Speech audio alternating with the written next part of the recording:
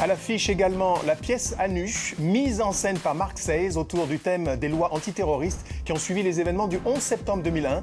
Adaptée d'une œuvre de Tom Fontana, cette pièce donne aussi l'occasion de rendre hommage aux créateurs des séries Oz et Borgia. À la lisière entre plusieurs formes d'expression artistique, justement entre théâtre et cinéma, je vous propose une totale immersion au cœur des cellules secrètes de la CIA qui campent le décor de la pièce à nu, adaptée d'une œuvre de Tom Fontana, mise en scène par Mark Sayers. C'est au 20e Théâtre de Paris qu'elle se joue actuellement et qu'elle nous interroge fondamentalement sur les limites de l'application stricte des lois antiterroristes et le respect des libertés individuelles.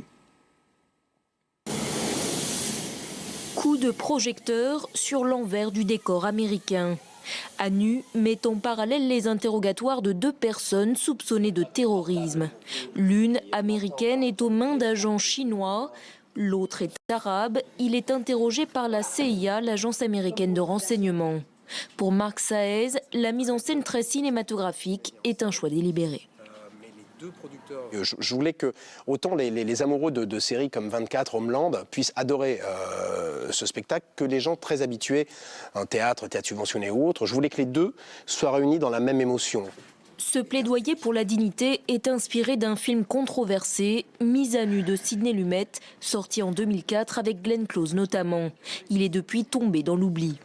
Le scénariste, Tom Fontana, pointe du doigt les failles des démocraties, les privations de liberté et les tortures liées au Patriot Act et à la lutte contre le terrorisme post-11 septembre. Je ne suis pas sûr que ce soit un point de vue spécifiquement américain, mais c'est un point de vue américain en tout cas. Nous nous permettons de faire tout ce qu'il est possible de faire à quelqu'un qui est notre ennemi, mais quand cet ennemi fait la même chose, alors là, ça nous choque. J'ai trouvé déjà à la base très courageux de la part de Tom et de Sidney Lumet d'avoir traité ça à la période où ça a été traité. Ça a été traité justement en 2004. Je trouvais ça vraiment très très fort. C'est comme nous avec la guerre d'Algérie. C'est-à-dire qu'au moment où c'est comme si on traitait ça au moment où les événements se passaient. C'est extrêmement courageux de le faire. Ce n'est pas la première fois que Fontana s'intéresse à l'univers carcéral. En 1997, il crée le très populaire Oz, une série qui dresse un portrait impitoyable des prisons de haute sécurité, la première du genre produite par la chaîne américaine HBO. Plus de 15 ans après, les séries de qualité abondent, toutes doivent leur succès à Oz et à son scénariste, un précurseur. J'ai senti qu'on m'a donné une chance et j'avais besoin de l'exploiter au maximum. Raconter des histoires, représenter les personnages de la meilleure façon possible, de la manière la plus honnête. Et de ce point de vue, je pense avoir ouvert des portes. Et je suis impressionné car toutes les séries qui sont arrivées après étaient différentes et aucune ne ressemblait à Oz.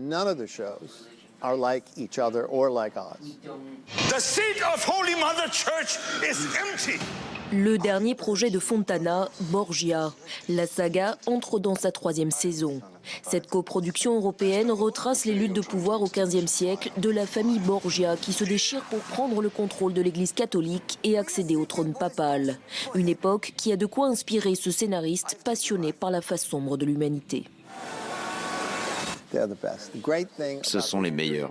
Ce qui est bien avec cette période, ce n'est pas seulement la famille Borgia. Tout le monde était mauvais. C'est très drôle de savoir ce qu'il pouvait se faire entre eux.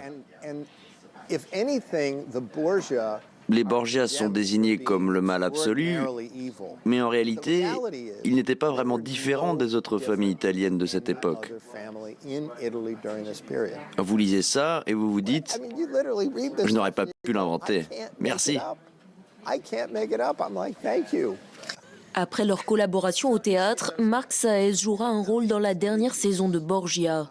Et pour Fontana, toujours la même fascination pour la faiblesse humaine. Son prochain projet, une sélection de tragédies de Shakespeare adaptées pour le petit écran.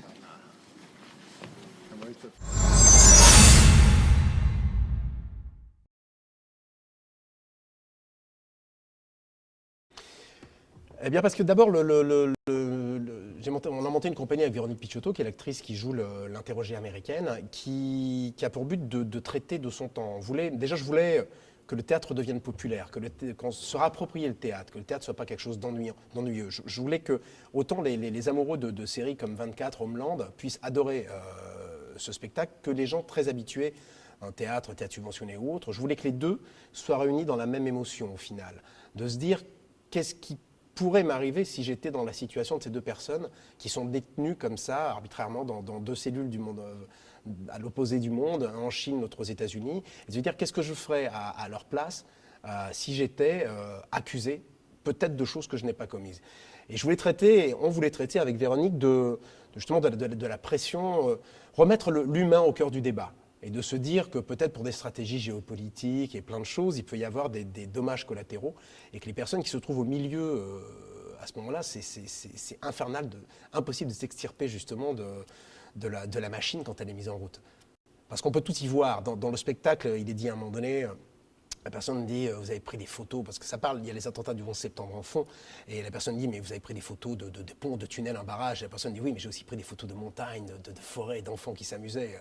Et quand on veut y voir quelque chose, et voilà. Et moi je voulais traiter aussi des limites et de l'absurdité de la torture, parce que la torture et l'enfermement, au bout d'un moment, on est prêt à avouer qu'on a tué père et mère, parce qu'on veut sortir de ça, et donc montrer les limites de ça. Et comme dans la société à l'heure actuelle, les gens vivent une pression telle, que ce soit à cause de la politique, à cause de choses qu'ils voudraient exprimer leurs paroles et on ne le laisse pas, ça se décide ailleurs, pour eux, il y a cette pression qui est constante. Et là, elle est transposée autrement dans le spectacle. Et donc les gens ont ressenti, ça fait remonter beaucoup de choses ce spectacle, c'est vraiment un spectacle sur l'humain. Des gens sentent la pression qu'ils ont de par leur différence justement de race. Elmi, par exemple, l'acteur qui joue l'acteur arabe est tunisien, lui il a connu le printemps, les printemps arabes en Tunisie, et du coup c'est un fort écho pour lui aussi profondément. Moi je voulais, pareil pour les femmes, une femme enfermée dans une cellule, le traitement qu'il leur est fait, on sait très bien comment ça peut tourner, donc du coup voilà, ça fait remonter beaucoup de choses et je voulais traiter de ça et je voulais que les gens, bien sûr c'est un spectacle au départ qui traite de la torture, de l'enfermement, mais c'est un spectacle très positif au fond. C'est juste un spectacle qui donne une petite claque citoyenne nécessaire et qui fait qu'on se dise attention, on a des droits acquis, mais c'est fragile. Vous parlez justement des droits acquis. Là, M. Fontana, il a parlé des droits des Américains. Comment vous avez trouvé ça facile d'en parler en français, de l'adapter en français? J'ai trouvé déjà à la base très courageux de la part de Tom et de Sidney Lumet d'avoir traité ça à la période où ça a été traité. C'est traité justement en 2004. Je trouvais ça vraiment très très fort. C'est comme nous avec la guerre d'Algérie. C'est-à-dire qu'au moment où c'est comme si on traitait ça au moment où les événements se passaient. C'est extrêmement courageux de le faire quand on est dans son propre pays. Et j'ai trouvé la chose certainement qui nous réunit avec Tom, c'est le courage et l'envie de mettre à jour de certaines injustices. Et moi, c'est ce qui m'a plu. Je me suis dit, c'est vrai que traiter c'est courageux sur le territoire américain de pouvoir parler des attentats du 11 septembre à un moment donné, de dire on n'est peut-être pas d'accord avec tout en aimant son pays. Tom aime profondément son pays. Et à la fois, il voulait parler de ça, comme si moi, demain, je parlais, étant français, de choses que j'ai trouvées inacceptables pendant la guerre d'Algérie. Voilà. Si on parle un peu de la mise en scène de votre spectacle, l'affiche ressemble à une affiche de cinéma hollywoodien, on pourrait dire. C'est tiré d'un film à la base. Vous avez vraiment souhaité garder ce côté, pas exactement blockbuster, mais quelque chose comme ça ou Oui, je voulais pas mentir aux spectateurs.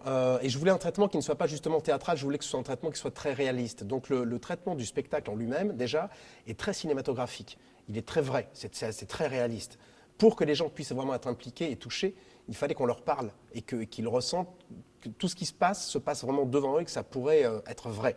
Donc le procédé théâtral, c'est obligé de le casser un petit peu et d'utiliser de toute façon la langue de Tom, le texte à la base, c'est très contemporain, c'est naturel, c'est comme on parle. Donc du coup, je voulais que ce soit justement très réaliste pour que les gens puissent être touchés, impliqués, autant les gens qui aiment le cinéma que les gens qui aiment le théâtre. Et je ne voulais pas mentir en disant que à nu, ça explique qu'il va y avoir une mise à nu à un moment donné.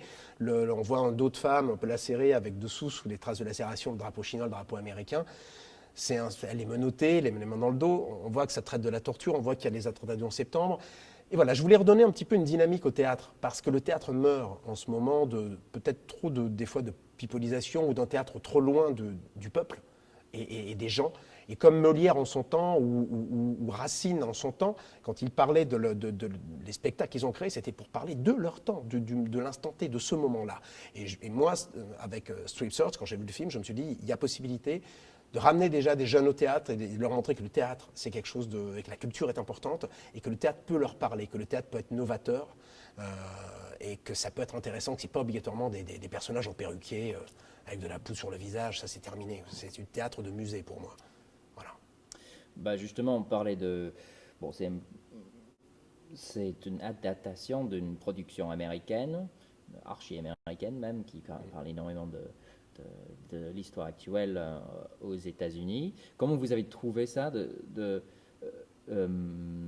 travailler, c'est pas une coproduction, mais Tom n'a pas exactement participé, mais vous avez senti une responsabilité par rapport à lui ou... Il y a eu déjà cette différence avec les productions habituelles en France, et ça a été assez formidable, c'est qu'il y a une réactivité mais immédiate. Moi je suis parti, j'ai voulu monter ça, j'y ai vu un grand intérêt, je suis allé, comme n'importe qui aurait pu le faire, je suis allé sur IMDb, j'ai regardé qui était l'agent de qui, j'ai trouvé l'agent de Sidney Lumet, je suis remonté jusqu'à Sidney Lumet, qui m'a dit aux États-Unis ça ne fonctionne pas comme ça, les droits c'est plus moi, c'est plus nous, moi je dis que le réalisateur et Tom est l'auteur, et ça appartient maintenant à la chaîne. Mais je vais vous mettre en contact avec Tom, et Sidney m'a mis en contact avec Tom, et Tom m'a mis en contact avec des personnes de HBO. J'ai rapidement eu la vice-présidente de HBO qui m'a dit, j'avais envoyé moi des croquis de ma scénographie, de ce que je voulais faire, et très rapidement on m'a dit, bah oui, on est très honoré de travailler avec vous, ce qui était pour moi, c'était assez magique, étonnant. En France, quand on essaie de monter quelque chose, on tombe sur la secrétaire 2, ou si on n'est pas présenté par quelqu'un, ça devient complètement abracadabrantesque de pouvoir monter quelque chose et d'avoir le véritable interlocuteur qu'on veut avoir. Là, j'avais les gens directement, tout de suite, qui m'ont dit oui, c'est intéressant, oui, on veut. Votre point de vue, justement, scénique de ce film est intéressant, donc on est partant. Et j'ai été extrêmement surpris que ça se fasse aussi vite. Et ça a mis plus de temps à ce que ça se monte en France, par contre, dans une salle de théâtre. Et vous avez eu l'impression que M. Fontana, il vous a accordé une certaine confiance de faire ce que vous vouliez avec sa pièce? Oui, parce que déjà j'avais envoyé des croquis, j'avais expliqué dans quel sens je voulais, j'avais expliqué que je voulais vraiment extraire du film juste les deux interrogatoires. En fait, la différence entre le film et la pièce, dans le film, il y a ces deux interrogatoires en parallèle avec les mêmes dialogues et qui sont aérés par les situations extérieures de la famille qui veut savoir ce qui arrive aux enfants qui sont dans les cellules et tout. Moi, j'ai extrait uniquement les deux cellules avec les mêmes dialogues et j'ai construit d'un côté une partie d'échecs, de l'autre côté un combat de boxe. Et alors que dans le film, ce sont les mêmes dialogues tout le temps et que c'est systématique, il y a l'un après l'autre, moi, j'ai petit à petit fait glisser les deux. Ça glisse, jusqu'à se rencontrer, se rejoindre à un moment donné et que l'interrogatoire devienne finalement le même interrogatoire d'un côté du monde et de l'autre. Et j'ai mis l'humain face à l'humain dans la pièce. C'est ce qui m'intéressait, d'avoir l'un et l'autre face à face. Ce qui n'existe pas dans le film. Jamais ils ne se rencontrent. Quand il y a les deux interrogatoires, à un moment donné, on leur dit mettez-vous main contre le mur, dos à plat, écartez les jambes, etc. Ils sont plaqués contre un mur. Nous, il y avait une vision qui était vraiment de remettre l'humain au cœur au cœur du sujet. Donc, pour ça qu'il y a cette très jolie image à un moment donné. Voilà, quand j'ai expliqué un petit peu tout ça, ils ont été partants tout de suite. Ça a été un honneur, du coup. Et du coup, j'ai tenu Tom informé au fur et à mesure de l'avancée, des difficultés qu'on pouvait avoir à trouver des lieux, de ce qu'on allait faire. Et comme je n'ai pas trouvé tout de suite un lieu où le monter, ce qu'on a fait, c'est on s'est dit avec Véronique Picciotto, qui produit, qui était impliqué pareil dans le projet avec moi, on s'est dit on va le faire à Avignon. Et donc on l'a fait à Avignon, on l'a créé à Avignon, où ça a eu un remarquable écho. Et partant de la presse qu'on a eue et des bouche à oreille qu'on a eues, on est remonté conquérir la capitale.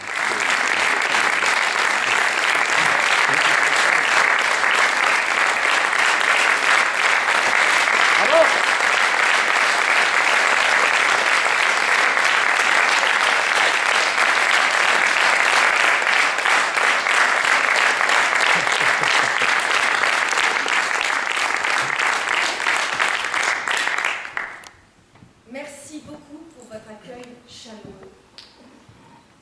Ce soir est une soirée un peu particulière. Je vais donc appeler le metteur en scène qui est dans la salle, parce qu'il y a ce soir l'auteur du film dont est tirée cette pièce, Strip Search, qui s'appelle Tom Fontana. Et voilà, c'est grâce à lui que nous sommes ici ce soir aussi. Tom.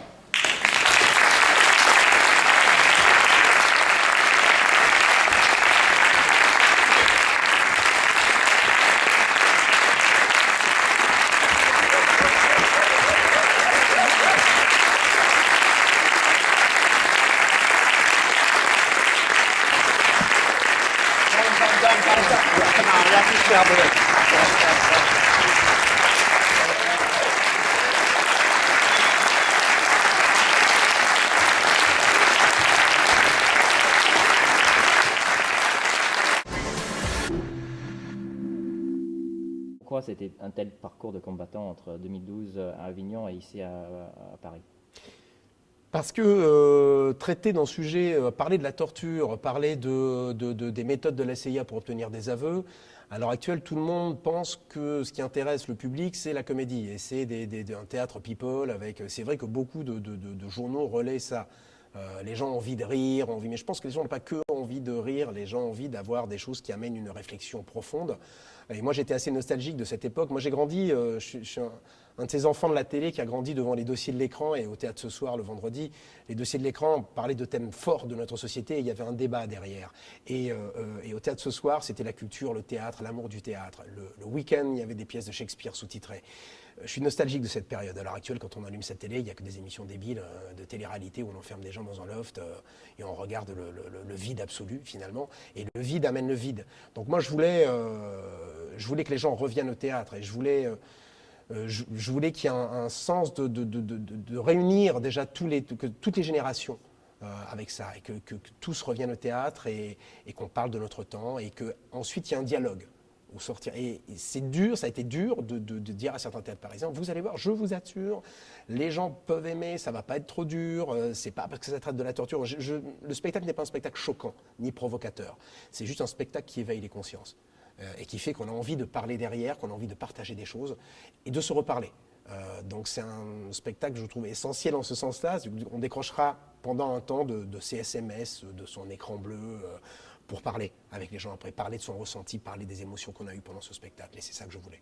Okay.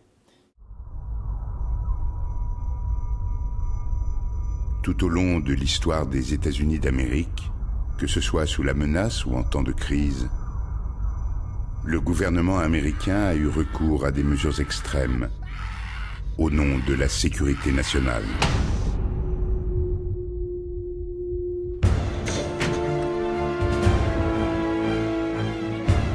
Vous ne m'avez pas informé de mes droits. Je ne l'ai pas encore fait parce que pour le moment, vous n'êtes accusé de rien. Connaissez-vous cet homme? Non.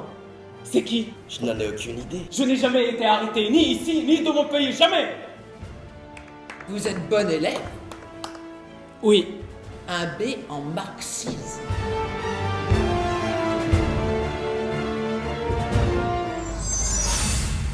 Où ils vont? Qu'ils voient? L'arbre de la liberté doit de temps en temps être revigoré par le sang des tyrans et des patriotes. C'est une citation de Thomas Jefferson pour ma thèse. Même le diable peut citer la Bible. Ce fameux X a tenu des propos très enflammés contre le gouvernement. Mais ce sont uniquement des conversations entre amis. Donc X est votre ami? Je ne sais pas, si ça se trouve on parle pas du même X.